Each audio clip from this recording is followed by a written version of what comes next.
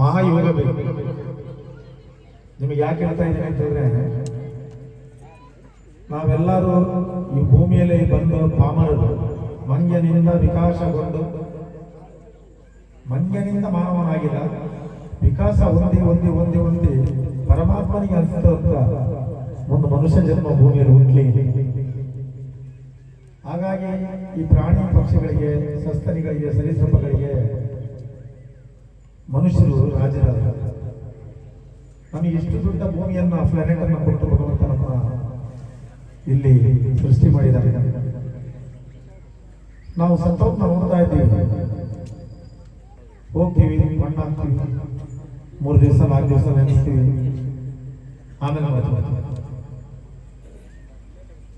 ಆದ್ರೆ ಈ ಜೀವಕ್ಕೆ, ಈ ಜೀವಾತ್ಮಕ್ಕೆ ಬಹಳ ಅರ್ಥ ಇದೆ ಮನುಷ್ಯನಿಗೆ. ನಾವಿಲ್ಲಿ ಸಾಧನೆ ಮಾಡಲಿಕ್ಕೆ ಬಂದಿದ್ದೀವಿ, ಸಾಧಿಸಿ ಹೋಗ್ಬೇಕು.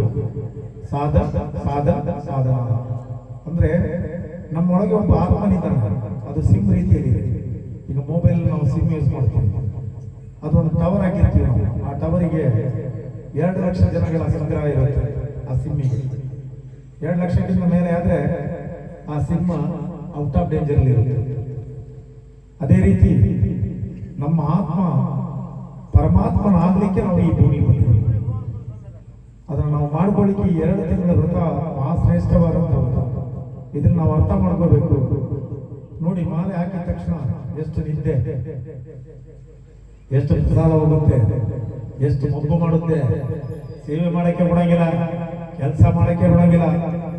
ನೋಡಿ, ಅವಳ ಡಾಲರ್ಲಿ ಇರುವಂತ ಮಹಿಮೆ, ಆ ಮಾಲೆಯಲ್ಲಿ ಇರುವಂತ ಮಹಿಮೆ ಎಷ್ಟೊಂದು ಮಹಿಮನ ಆ ಶಕ್ತಿ ಅಗಾಂತರ ಹಾಗೂ ಅಗೋಚರ.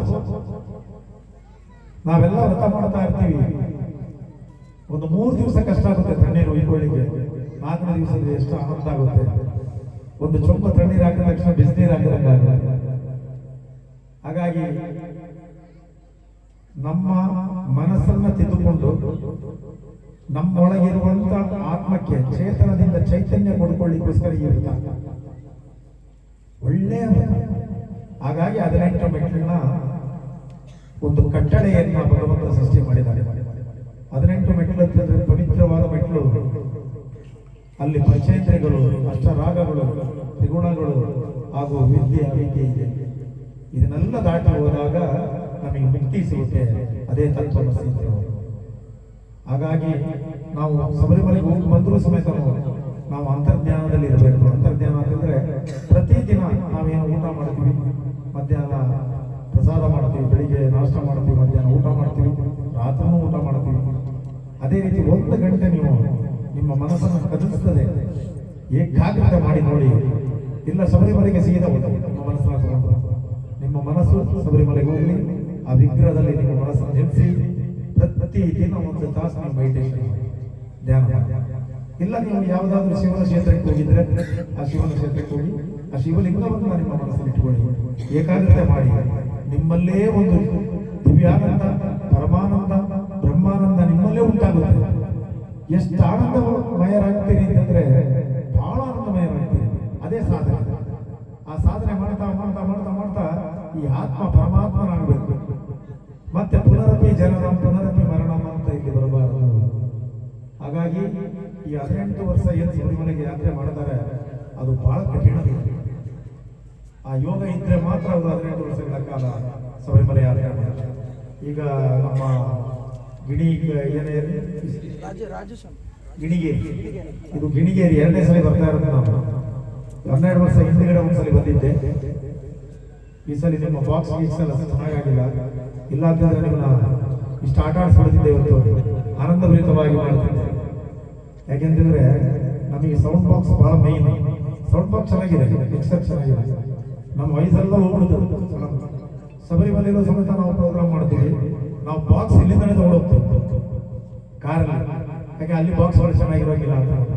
ಶಬರಿಮಲೆ ಸನ್ನಿಧಾನದಲ್ಲಿ ಈ ವರ್ಷ 3ನೇ ವರ್ಷ ಪ್ರೋಗ್ರಾಮ್ ಅಯ್ಯಪ್ಪನೇ ಕೊಡ್ತಾ ಇದ್ದಾರೆ ಗುರುಗಳಿಗೆ. ಹಾಗಾಗಿ ನಮ್ಮ ಕರ್ನಾಟಕದ ಒಂದು ಹೆಮ್ಮೆ, ನಮ್ಮ ಕರ್ನಾಟಕಕ್ಕೆ ಇದು 3ನೇ ಬಾರಿ ಸಿಗ್ತಾ ಇರೋದು. ಹಾಗಾಗಿ ಈ 18 ವರ್ಷಗಳ ಕಾಲ ಗಿಣಿಗೇರಿಯಲ್ಲಿ 2 ಸ್ವಾಮಿಗಳಿಗೆ 18 ವರ್ಷ ಆಗಿದ್ದಾರೆ. ಅವರು ಮಹಾಶ್ರೇಷ್ಠರು. ಸಣ್ಣ ವಿಷಯ ಅಲ್ಲ, 12 ವರ್ಷ ಶಬರಿಮಲೆ ಯಾತ್ರೆ ಮಾಡೋದು. 1 ವರ್ಷ ಮಾಡ್ತಾರೆ, 2 ವರ್ಷ ಮಾಡ್ತಾರೆ, 3ನೇ ವರ್ಷ ಮಾಡ್ತಾರೆ. 1ನೇ ವರ್ಷ ಕನ್ಯಾಸ್ವಾಮಿ ಆ ಅಯ್ಯಪ್ಪನಿಗೋಸ್ಕರ ಶಬರಿಮಲೆಗೆ ಹೋಗ್ತಾರೆ. 2ನೇ ವರ್ಷ ಬೇಡಿಕೆ ಇಡ್ಲಿಕ್ಕೆ ಹೋಗ್ತಾರೆ. 3ನೇ ವರ್ಷ ಬೇಡಿಕೆಯನ್ನು ತಗೊಂಡ್ಬರ್ಲಿಕ್ಕೆ ಹೋಗ್ತಾರೆ. ಅಯ್ಯಪ್ಪನ ವರ ಆಗಿದೆ. ಅಯ್ಯಪ್ಪ ನಮಗೆ 100 ವರ್ಷಕ್ಕಿಂತ ಮೇಲೆ ಏನು ಆಯುಷ್ಯ ಕೊಡೋಂಗಿಲ್ಲ. ಅದು ಪ್ರಕೃತಿ ಬರೆದಿಟ್ಟ ವಿಧಿ ಧರ್ಮ. ಆದ್ರೆ ಐಶ್ವರ್ಯ ಎಲ್ಲ ಕೊಡ್ತಾರೆ, ಅಷ್ಟ ಐಶ್ವರ್ಯ. ಮತ್ತೆ ಅಯ್ಯಪ್ಪ ಒಲಿಯೋದು ಎಲ್ಲ ರೌಡಿಗಳಿಗೆ, ಕಳ್ಳರಿಗೆ ಬಹಳ ಒಲಿತಾನ, ದರೋಡೆಕೋರಿಗೆ ಒಲಿತಾನ. ಇದು ಯಾಕೆ ಕೇಳದೆ ಅಂತಂದ್ರೆ ದಯವಿಟ್ಟು ಬೇಜಾರಾಗಬೇಡಿ, ನಾನು ಉಳಿತಿದ್ದೆ. ಇದು 41ನೇ ವರ್ಷ ಶಬರಿಮಲೆ ಯಾತ್ರೆ ನಾವು ಮಾಡ್ತಾ ಇರೋದು. ಈ 41 ವರ್ಷದಲ್ಲಿ ನಾನು ಎಲ್ಲ ನೋಡಿದ್ದೀನಿ. ಭಗವಂತನ ಆಟ ಹಿಂಗೆ ಜೇಸುದಾಸ್ ಅವರು ಆಡಿದಾರಲ್ಲ, ಏನು ಇದು ಹುಡುಗಾಟ, ನೀವು ಕೇಳಿದಿರಿ ಈ ಹಾಡ. ಅದೇ ರೀತಿ ನಮ್ಮ ಅಯ್ಯಪ್ಪ ಹುಡುಗಾಟ ಆಡ್ತಾ ಇದ್ದಾನೆ. ಅವನು ಒಲಿಯೋದೇ ಕಳ್ಳರಿಗೆ, ಸುಳ್ಳರಿಗೆ, ಆಮೇಲೆ ಈ ಸಾಲಾಗಿಲ್ಲ ಮಾಡಿರ್ತಾರೆ ನೋಡಿ ಅವರಿಗೆ, ಆಮೇಲೆ ಸರಾಯಿ ಕುರುಕರಿಗೆ, ಅವ್ರನ್ನ ಬಿಡಿಸ್ಲಿಕ್ಕೋಸ್ಕರ ಅವ್ರನ್ನ ಮತ್ತೆ ಶಬರಿಮಲೆಗೆ ಹೋಗಿ ಬಂದ ತಕ್ಷಣ ಬಿಡಿಸ್ತಾರ. ಬಿಡಿಸಿ ಆರಾಮ ಮಾಡ್ತಾನೆ, ಚೆನ್ನಾಗಿಟ್ಟಿರ್ತಾನೆ. ಹಾ, ನೀನು ಕುಡಿದು ಬಂದ್ಬಿಟ್ಟಿದ್ಯಾ, ಅಲ್ಲಿ ಕೂತ್ಕೋ, ಅಲ್ಲೇ ಆರಾಮ. ಇನ್ನೊಂದು 2 ಕ್ವಾರ್ಟರ್ ಕೊಡುವ ಅಲ್ಲೇ. ಹಾಗಾಗಿ ಈ ಅಯ್ಯಪ್ಪನ ಮಾಲೆ ಅಂತ ಹೇಳೋದು ಪರಮ ಪವಿತ್ರ. ಈ ಪವಿತ್ರವಾದ ಮಾಲೆಯನ್ನು ನಾವು ಧಾರಣೆ ಮಾಡಿದ ಮೇಲೆ ಆ ಅಯ್ಯಪ್ಪನ ಒಲುಮೆ ನಮಗೆ ಹಾಗೆ ಆಗುತ್ತೆ. ಹಾಗಾಗಿ 18 ವರ್ಷಗಳ ಕಾಲ ಶಬರಿಮಲೆ ಯಾತ್ರೆ ಆ ಪರಮಾತ್ಮನೇ ನಮ್ಮನ್ನು ಕರೆಸ್ಕೊಳ್ತಾರೆ. ಈಗ ನೋಡಿ, ಕನ್ಯಾಸ್ವಾಮಿಗಳನ್ನ ನಾವು ಕರ್ಕೊಂಡು ಹೋಗ್ತೀವಿ. ಗುರುಸ್ವಾಮಿಗಳಿಗೆ ಎರಿಮಲೆಯಿಂದ ನಡೆಯೋಕ್ಕಾಗೋದಿಲ್ಲ, ಬಹಳ ಕಷ್ಟಪಡ್ತೀವಿ ನಾವು ಎರಿಮಲೆಯಿಂದ ನಡಿಬೇಕಾದ್ರೆ.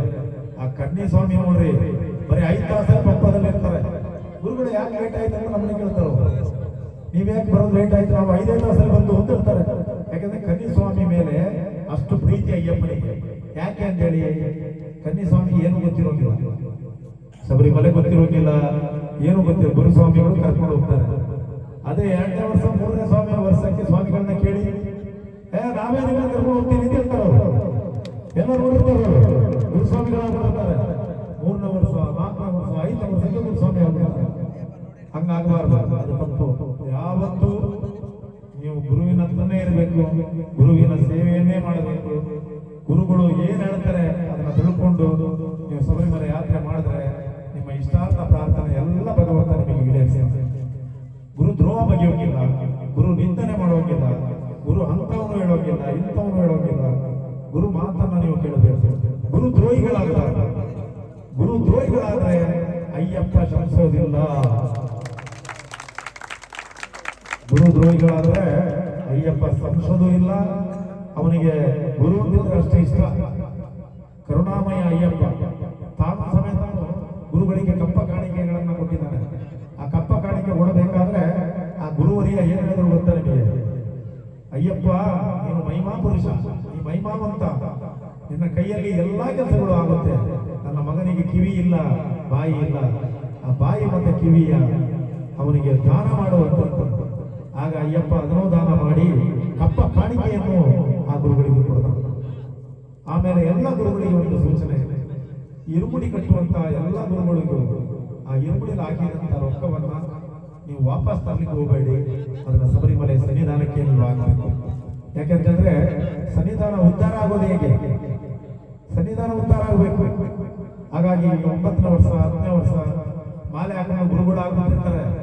ಅಂತವ್ರಿಗೆ ಹೇಳ್ತಾ ಇದ್ದೀನಿ, ಶಬರಿಮಲೆಗೆ ಹೋಗಿ ಆ ಇರುಮುಡಿಯ ರೊಕ್ಕನು ವಾಪಸ್ ತಂದು ಎಂತಿಗೊಂದು ಸ್ಯಾರಿ ತಂದೆ, ಆಮೇಲೆ ಸಮಯ ತಂದೆ, ನನ್ನ ಸನ್ನಿಧಾನಕ್ಕೆ ತಂದೆ, ಇತ್ತಂದೆ, ದಯವಿಟ್ಟು ಮಾಡ್ಲಿಕ್ಕೆ ಹೋಗಬೇಡಿ. ಯಾಕೆಂದ್ರೆ ಇರುಮುಡಿಗೆ ರೊಕ್ಕ ಹಾಕಿರ್ತಾರಲ್ಲ, ಅವರು ಅರ್ಕೆಯನ್ನು ಹಾಕಿರ್ತಾರೆ. ಆ ಅರ್ಕೆಯನ್ನು ನೀವು ಮುಡಿಸೋದು ಏನಕ್ಕೆ? ಶಬರಿಮಲೆಗೆ ಮುಡಿಸಬೇಕು. ಅಯ್ಯಪ್ಪ ಕರ್ಮ ಕಳ್ಕೊಳ್ಳೋನು ಅವನು ಮಹಿಮ ಬ್ರಹ್ಮಚಾರಿ ಮಹಾಯೋಗಿ. ನೀವು ಕಳ್ಕೊಳ್ಳೋದಲ್ಲ ಅವನ ಕರ್ಮ, ಅವನ ಕರ್ಮವನ್ನ ಮತ್ತೆ ನೀವು ತೀರಿಸಬೇಕಾಗುತ್ತೆ. ಹಾಗಾಗಿ ಆ 9-10 ವರ್ಷ ಗುರುಸ್ವಾಮಿಗಳು ಯಾವತ್ತೂ ಉದ್ಧಾರ ಆಗೋದು. ಹಾಗಾಗಿ ದಯವಿಟ್ಟು ಹೇಳ್ತಾ ಇದ್ದೀನಿ, ಇದನ್ನೊಂದು ಮರಿಬೇಡಿ, ತಿಳ್ಕೊಳ್ಳಿ. ಅಯ್ಯಪ್ಪನ ಮಾಲಾಧಾರಿಗಳು ಯಾವತ್ತೂ ಶ್ರೀಮಂತಿಕೆಯಿಂದನೇ ಇರ್ತಾರೆ. ಅವರು ಶ್ರೀಮಂತರೇ ಆಗಿರ್ತಾರೆ. ಕೋಟಿ ಕೋಟಿ ಗಟ್ಟಲೆ ಅವರಿಗೆ ಭಗವಂತ ಕೊಟ್ಟೆ ಕೊಡ್ತಾರೆ. ಹಾಗಾಗಿ ವರ್ಷ ವರ್ಷ ಅವರು ಮಾಲೆ ಹಾಕ್ತಾರೆ, ವರ್ಷ ವರ್ಷ ಸ್ವಾಮಿಯ ಪೂಜೆಯನ್ನು ಮಾಡ್ತಾರೆ, ಆ ಸಂಗೀತ ಸೇವೆಯನ್ನು ಮಾಡ್ತಾ ಹೋಗ್ತಾರೆ. ಹಾಗಾಗಿ ಎಲ್ಲ ಸ್ವಾಮಿಗಳಿಗೆ ಇದೊಂದು ಸಂದೇಶ. ದ್ವೇಷ, ಆಮೇಲೆ ಆ ಸಂಘ ಈ ಸಂಘ ಅಂತ ಮಾಡ್ಲಿಕ್ಕೆ ಹೋಗಬೇಡಿ. ಅಯ್ಯಪ್ಪ ನಮಗೋಸ್ಕರ ಏಷ್ಯಾದಲ್ಲೇ ನಂಬರ್ 1 ಮಂಟಪ ಯಾವುದು? ಅನ್ನದಾನ ಸಾಲ ಮಂಟಪವನ್ನು ಕಟ್ಟಿದ್ದಾರೆ. ಏಷ್ಯಾ ಖಂಡದಲ್ಲೇ ನಂಬರ್ 1, ಏಷ್ಯಾ ಖಂಡದಲ್ಲೇ ದೊಡ್ಡ ಮಂಟಪ ಅನ್ನದಾನ ಸಾಲ ಮಂಟಪ. ಬೆಳಿಗ್ಗೆ ಪ್ರಸಾದ, ಮಧ್ಯಾಹ್ನ ಪ್ರಸಾದ, ಸಾಯಂಕಾಲ ಪ್ರಸಾದ ಅಲ್ಲೇ ನೆರವೇರ್ತಾ ಇರ್ತದೆ. ಹಾಗಾಗಿ ಆ ಸಂಘ ಈ ಸಂಘಕ್ಕೆ ರೊಕ್ಕ ಕೊಟ್ಟು ನಾವು ಬೇಜಾರಾಗೋದು ಬೇಕಾಗಿಲ್ಲ. ನಮ್ದು ಇರ್ಲಿ ಒಂದೇ ಸಂಘ, ಅಯ್ಯಪ್ಪನ ಸಂಘ. ನಮ್ಮ ಗುರಿ ವ್ರತದ ಕಡೆಗೆ, ನಮ್ಮ ನಡೆ ಅಯ್ಯಪ್ಪನ ಕಡೆಗೆ. ನಮ್ಮ ಗುರಿ ವ್ರತದ ಕಡೆಗೆ, ನಮ್ಮ ನಡೆ ಅಯ್ಯಪ್ಪನ ಕಡೆಗೆ. ಎಲ್ಲ ಅಯ್ಯಪ್ಪ, ಎಲ್ಲ ಸ್ವಾಮಿಯೇ ಅಯ್ಯಪ್ಪ. ಹಾಗಾಗಿ ಎಲ್ಲ ನಮ್ಮ ಗಿಣಿಗೇರಿಯ ಮಾಲಧಾರಿಗಳ ಸಮೇತನು ಇಲ್ಲಿ 18 ವರ್ಷದ ಗುರುಸ್ವಾಮಿಗಳು ಎಲ್ಲರೂ ಇದ್ದಾರೆ. ನಮ್ಮ ವಿಜಯ ಗುರುಸ್ವಾಮಿ ಅಂತ ನಾವು ಬಹಳ ಸಲ ನೋಡ್ತಾ ಇರ್ತೇನೆ, ಎಲ್ಲ ಕಡೆ ಸಿಗ್ತಾರೆ ಅವರು. ನಾನು ಈ ಸಲ ಬಂದ ತಕ್ಷಣ ದಾಡಿ ಬಿಟ್ಟಿದೆ, ಬೆಳ್ಳಗಾಗಿದೆಯಲ್ಲ ಎಲ್ಲ ಅಂದ್ರೆ ಹೆಂಗೆ ಶಬರಿಮಲೆ ಯಾತ್ರೆ ಮಾಡ್ತಾ ಇರ್ತೀವಿ ನಾವು, ಬೆಳ್ಳಗಾಗ್ತಾ ಇರ್ತೀವಿ, ವಯಸ್ಸಾಗ್ತಾ ಹೋಗ್ತಾ ಇರ್ತದೆ. ಈಗ 41 ವರ್ಷ ಶಬರಿಮಲೆ ಯಾತ್ರೆ, ಈಗ ನನಗೆ 59 ವರ್ಷ. ಅದು ಹೆಂಗೆ ವಯಸ್ಸು ಹೋಗುತ್ತೆ ಅಂತ ಗೊತ್ತಾಗೋದಿಲ್ಲ ಆ ಪರಮಾತ್ಮನ ಸೇವೆಯಲ್ಲಿ. ಹಾಗಾಗಿ ನಮ್ಮ ಎಲ್ಲ ಗಿಣಿಗರಿಗೆ, ನಮ್ಮದ ಎಲ್ಲ ಭಕ್ತಾದಿಗಳಿಗೂ, ಅವರ ಆತ್ಮಗಳಿಗೆ ಹೊಂದಿಸಿದ ನನ್ನ ಮಾಲಾಧಾರಿಗಳಿಗೆ ಅಯ್ಯಪ್ಪನ ಕೃಪೆ ಆಗಲಿ. ನೀವು ಕಷ್ಟಪಟ್ಟು ನಿಯಮ ನಿಷ್ಠೆಯಿಂದ ವ್ರತ ಮಾಡಿ ಆ ಅಯ್ಯಪ್ಪನ ಕೊಡುಗೆ ನಿಮಗೆ ಬರುತ್ತೆ. ನಿಮ್ಮ ಗುರುಗಳ ಆಶೀರ್ವಾದ ನಿಮ್ಮ ಮೇಲೆ ಇರುತ್ತೆ. ಗುರುಗಳ ಆಶೀರ್ವಾದವನ್ನು ಮೊದಲು ಪಡೆದುಕೊಳ್ಳ್ರಿ. ಯಾಕೆಂತಂದ್ರೆ ಗುರು ಮುನಿದರೆ ಅರ ಕಾಯಲಾರ, ಅರ ಮುನಿದರೆ ಗುರು ಕಾಯುವ. ಹಾಗಾಗಿ ಆ ಗುರು ದೀಕ್ಷೆ, ಆ ಗುರು ಆಶೀರ್ವಾದವನ್ನು ಮೊದಲು ಪಡ್ಕೊಂಡು ಅಯ್ಯಪ್ಪನಲ್ಲಿ ನೀವು ದರ್ಶನ ತಗೊಂಡು ನಿಮ್ಮ ಮನೆಗಳಲ್ಲಿ ಕಾಯಕದಲ್ಲಿ ಕೈಲಾಸ. ಧಾರ್ಮಿಕ ವಿಷಯದಲ್ಲಿ ರೊಕ್ಕ ತಗೋಬೇಡಿ, ಧಾರ್ಮಿಕ ವಿಷಯದಲ್ಲಿ ರೊಕ್ಕ ತಗೋಬೇಡಿ.